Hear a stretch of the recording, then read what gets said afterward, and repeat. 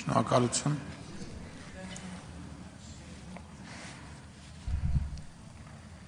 Արսեն Թորոսյան ամիջիկ։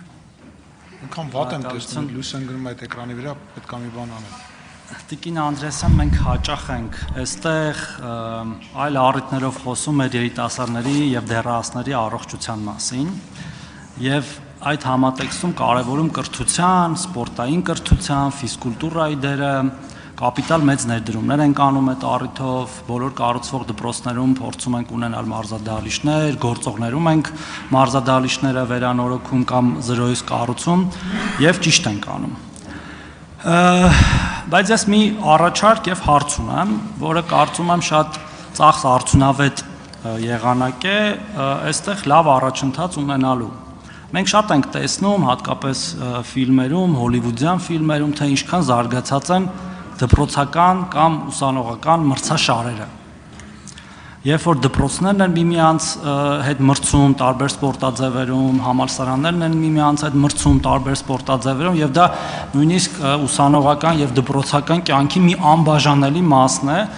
նույնիսկ երբեմն երևի երեխաների համար ավելի կարևոր, քան բուն հիմնարար առարկաները, որ նրանք սովորում են, ասենք, մաթեմատիկան, ֆիզիկան, քիմիան եւ այլն։ Իհարկե որոշ սպորտաձևեր նաև պահանջում են այդ կապիտալ ներդրումները, դահլիճներ են պահանջում, գույք են պահանջում, բայց նաև կան սպորտաձևեր, որոնք հիմա կասեմ դրանցից մեկը, որ ընդհանրապես կոշիկ են պահանջում, օրինակ վազքը։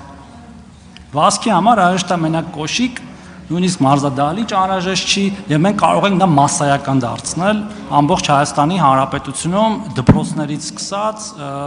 համալսարաններով վերջացրած։ Ես նախ առաջարկում եմ, որ մտածենք դրա մասին եւ ուզում եմ հարցնել, նման նախաձեռնություններ ունենք, թե չէ։ Շնորհակալություն, պարոն Թորոսյան, շատ կարևոր հարց եք բարձրացնում, որտեղ իրականում մեր երեխաների առողջության ցուցանիշները ցույց են տալիս, որ հենց ֆիզիկական ոչ բավարար ակտիվությունը կարող է շատ ուրեմն էական ազդեցություն թողնել նրանց հետագա զարգացման վրա, այնպես որ սա թերևս մեր ամենաառաջնահերթ հարցերից մեկն է, եւ դուք նաեւ շատ ճիշտ նշեցիք այն մեխանիզմները, որով հնարավոր է խրախուսել։ Հենց այդ մեխանիզմներն էլ փորձում են գործարկել։ Ես իմ խոսքում նշեցի, որ վարչապետի գավաթի 3 մրցաշարեր նախորդ տարի վերափոխել ենք դպրոցականների շրջանում իրականացվող։ Դրանցից մեկը արդեն իսկ դպրոցականների շրջանում էր իրականացվում, եւ դա թիմային խճուղավազքներ։ Եվ մենք դա կազմակերպում ենք ամեն տարի գարնան վերջին Դիլիջանում, Պարզ լճի շրջակայքում, որտեղ մեր տարբեր մարզերի երեխաները եզրափակիչ փուլին են մասնակցում, բայց դրան նախորդում են համայնքային եւ մարզային փուլերը։ Եվ այստեղ մենք դրել ենք մասնակցության նվազագույն շեմի պահանջ, որ մարզերի մենք նաև դպրոցականների շրջանում սարքեցինք սեղանի թենիսի մրցաշարը եւ պետք է ասեմ, որ շատ մեծ հետաքրքրություն կա, առաջիկա շաբաթներին արդեն եզրափակիչը կունենանք եւ նաև հեծանվավազքը, որի մասին արդեն նշեցի, որ հեծանիվները ուրեմն գնվեցին եւ տրվեցին բոլոր դպրոցներին բացառապես։ Մենք այս տարի նաև մեկնարկել ենք դպրոցականների բասկետբոլի լիգան։ Համայնքային փուլը հիմա ավարտվել է, դրան մասնակցել է ավելի քան 7000 երեխա։ Նրանց այդ երեխաների մեծ մասը առաջին անգամ է բասկետբոլ խաղացել։ Եվ սա լավ բան չի, որ ես ասում եմ, որովհետև կարծում եմ, որ ֆիզիկական ակտիվությունը պետք է լինի այդ տարիքի երեխաների համար բնական վիճակը, բայց սա մեր ուշադրության կենտրոնում է, մրցաշարերը մենք անընդհատ խրախուսում ենք ինքներս էլ եւ հիմա օրինակ տվել ենք հեծանիվները, ասում ենք մի սպասեք միայն վարչապետի գավաթի մրցաշարին, կազմակերպեք ձեր լոկալ տարածաշրջանում մի քանի դպրոցների մեջ մրցաշարեր, դուք ինքներդ ակտիվ եղեք եւ սա խրախուսելու համար մի առանձին գործիք ենք դրել, պարոն Թորոսյան, որը առաջին անգամ ենք այս տարի անում, դա մեր մարզերի մարզական վարկանիշային սանդղակն է, որի հիմքում հենց ընկած է այն, թե տվյալ մարզի երեխաների որ մասն է գնում մարզադպրոց, որ մասն է մասնակցում մրցաշարերին եւ այս ցուցանիշները առաջիկայում նաեւ հանրային կներկայացնենք եւ քանի որ այստեղ նաեւ որոշակի պարգևատրում ենք մարզերի համար նախատեսել, կարծում ենք, որ սա էլ լրացուցիչ խթան կլինի, որպեսզի մարզերը փորձեն բարելավել իրենց դիրքը վարկանիշում եւ ավելի շատ խրախուսեն երեխաներին։ Շնորհակալություն։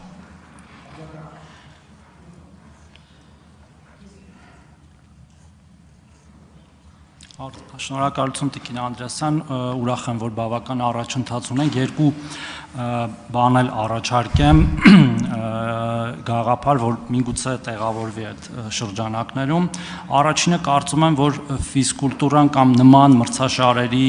մասնակցությունը արժի դիտարկել նաև որպես առավելություն բուհեր ընդունվելու ժամանակ եւ այդ ժամանակ մեր հատկապես վերջի դասարանի երեխաները շատ ավելի մեծ էնտուզիազմով ներգրաված կլինեն, այսինքն դա լինի կամ պարտադիր ինչ-որ մի բան կամ առավելություն, որովհետեւ դա խթան կհանդիսանա եւ մենք չենք կենտրոնանա միայն օրինակ այդ 30%-ի վրա եւ երկրորդը դուք արդեն նշեցիք, դա կարող է լինել ինչ-որ դրամական տեսքով, որը իհարկե շատ ցանկալի չի, որ դրանով խրախուսենք մեր երիտասարդներին, բայց նման բաները, այսպես ասած,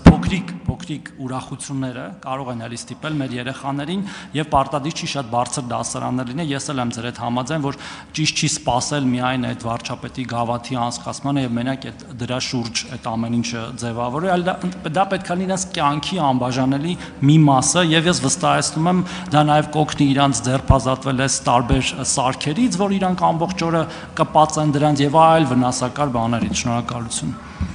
Շնորհակալություն։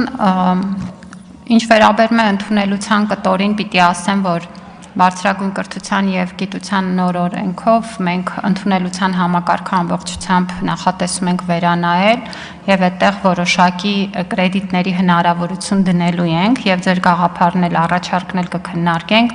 Անկեղծ ասած, ես ավելի շատ նաեւ մտածում եմ բուհերում ակումբային սպորտի զարգացման մասին։ Կարծում եմ, որ դա տարբեր երկրների օրինակով մենք տեսնում ենք, թե ինչ լավ աշխատող մեխանիզմ է եւ այստեղ էլ եթե